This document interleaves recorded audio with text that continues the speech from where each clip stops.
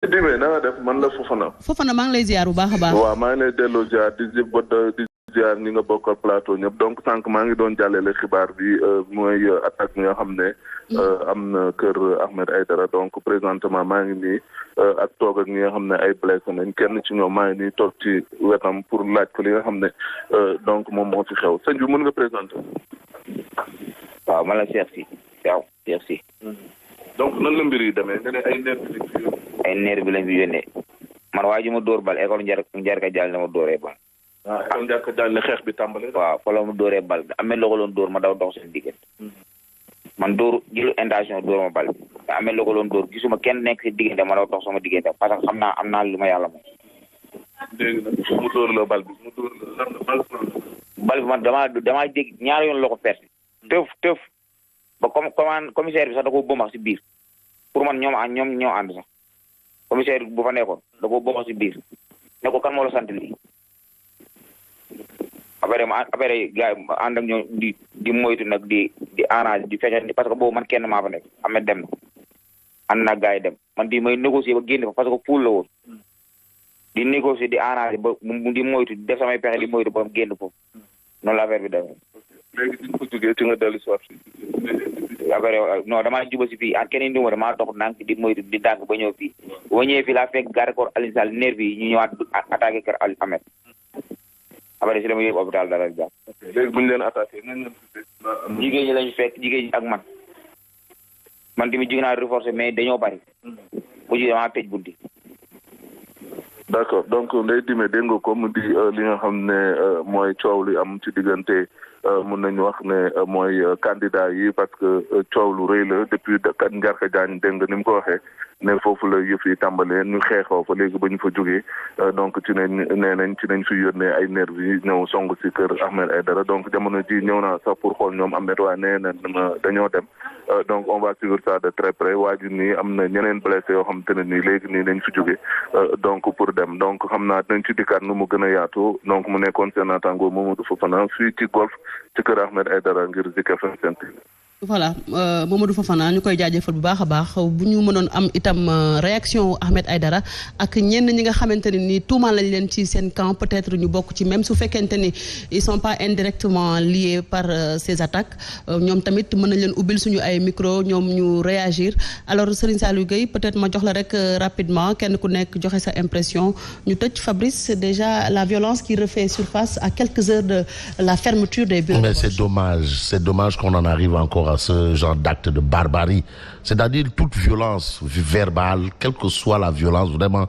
est condamnable. Ça, c'est du banditisme. Vraiment, c'est pire que de la chienlit, ça. On ne peut pas quand même travailler jusqu'à 7 heures et avoir ce résultat et se battre pour essayer de voir qui va et qui ne va pas, et on nous amène encore des actes de barbarie. Bon, alors, c'est dur quand même, parce que Ahmed, quand même, c'est un confrère. Vraiment, c'est pénible pour lui. Et tout ce qu'on peut faire, c'est de lui dire de garder le moral. Il a le moral, d'avoir le mental, parce que c'est ça aussi, hein, la politique. C'est-à-dire, il est journaliste, c'est la rédaction, c'est le travail de réflexion. Maintenant, il est dans la mare au crocodile, donc il va encaisser des coups comme ça, mais c'est condamnable, c'est pas gentil, parce que quand même le scrutin, ça se passe, les élections là, ça se passe dans les bureaux de vote, mais qu'est-ce que ça vient chercher devant la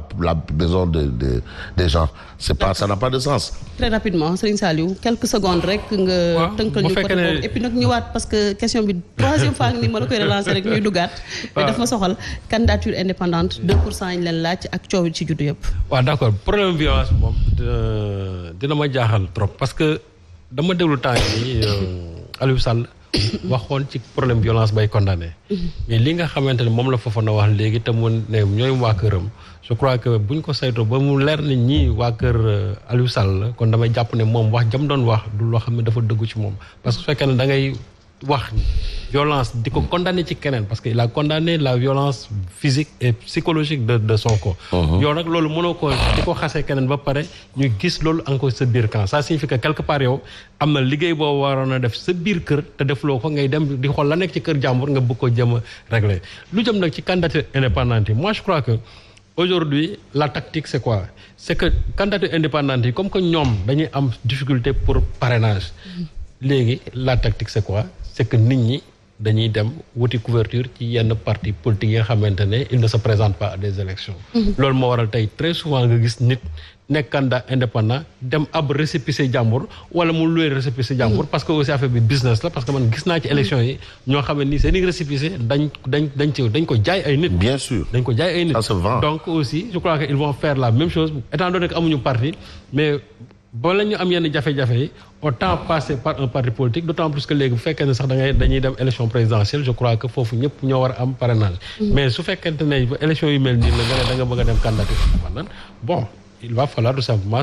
nga dugg ci benn parti boo xamante ne nii déjà c'est légalement constitué pour ne pas aussi vraiment avoir des tracasseries surtout au niveau du parrainage. Mais daal côté boobu moom loi bi war nañ ko saytuwaat. Parce que les choses ont évolué je crois que en matière de participation démocratique à des élections il faut tout faire pour que électeurs yi ñi nga xamante ne acteurs yi ñu mën a participer ci élections yi sans pour autant am yenn contraintes yi. Mais buñ ko jafe ba nga xamante ne nit ñi. Pour ñu dem laaj baatu askan bi sax c'est tout à fait un problème or je crois que en matière d'élection moom dañu war def de sorte que citoyen bi dañ ko yombalal mbir mi ba jour bi muy dem élection ba jour bi muy toog di jot résultat vraiment de son vote. Voilà actuellement il est 17h18 des na encore pour ñu tëj li nga xam ne mooy bureau de vote yi et puis effectivement bu ñu sukkandikoo ci Doudou Ndir effectivement bu fekkente ni am na ñoo xam ne dañu ñëw après 18h loi bi permettre na leen ñu mën a voter donc ñu gën a dalal xelu askan wi rek ñi nga xamante ne ni ba léegi aussi tamit demaguñu voter ji. mën nañu dem génn voter ji. taux d'abstention bi ñuy ragal nag du lu am mais lu ñuy ragal la bu ñu sukkandikoo ci suñu ay ndaw yu ñu teewal ci yenn localité loolu yëpp dinañ ko topp des leen di wéy ak suñuy programme léegi beneen équipe mooy ñëw installé wu continuer ak yéen ak soirée électorale bi.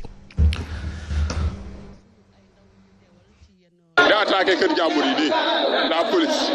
Je voudrais saluer le déroulement enfin de des élections municipales et départementales après 2 ans de report et considérer que malgré les 2 ans de préparation, le processus de départ est extrêmement poussif. Dans de nombreux centres, à Dakar comme à Thiès et partout ailleurs, le démarrage a été tardif et on va vers certainement des prolongations et un dépouillement assez difficile. Donc les acteurs doivent faire preuve dans ces conditions de beaucoup de retenue et de sérénité et de compréhension pour pouvoir faire les choses dans les règles de l'art. Thiès sera un enjeu et je suis convaincu qu'il peut y avoir des surprises. Alors, je suis surpris que les analystes feignent de river leurs yeux sur le sud du pays, sur l'est du pays et oublier Thiès qui est une grande ville politique. Et j'ai écouté ce matin même la presse internationale qui cherche à promouvoir, RFI pour ne pas la nommer, qui cherche à promouvoir 2 candidats pour les prochaines élections. Le sort du Sénégal ne se joue pas par la France. Ils ont décidé depuis longtemps qu'il faut trier des candidats et faire la promotion de 2 candidats ou de 3 candidats qu'ils contrôlent plus ou moins. Malgré les apparences d'anti-ceci, d'anti-cela, moi je suis profondément et totalement et structurellement dans ma pensée sénégalais et progressiste et nationaliste. Sénégal yi génn nañu tey ci dimanche ji ñaar fukki fan ak ñett ci weeru janvier ngir mën a teel a wote ñu ngi ci l'école élémentaire Derklé 2 adversaire bu maire sortant Ababacar Sadikh Bèye voté na ànd ak délégation bu takku gannaaw bi mu nemmee ko ay mandataire am ci biir bureau de vote yi lii la ñu dénk. Campagne bi amul problème pré-campagne bi amul problème te depuis ce matin ñetti centre yi fi am yëpp macha allah amul benn problème fii nga xam ne mooy centre bi gën a rëy ci commune bi tamit voté nañu te am nañu yaakaar aussi que ne nii lay continuer toute la journée ni ñu liggéeyee nag li ñu yëg-yëg daal mooy que ne macha allah am nañ ci yaakaar bu baax a baax yàlla bu yaakaar tas surtout nag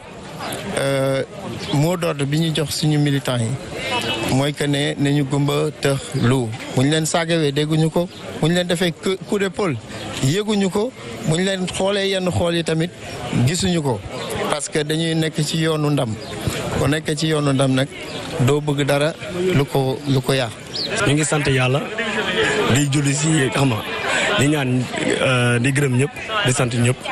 parce que gis nañu tout le monde a répondu parce que tey boo xoolee si bureau de vote yi tey xam nga toute la population de Dieuppeul-Derklé ont répondu présent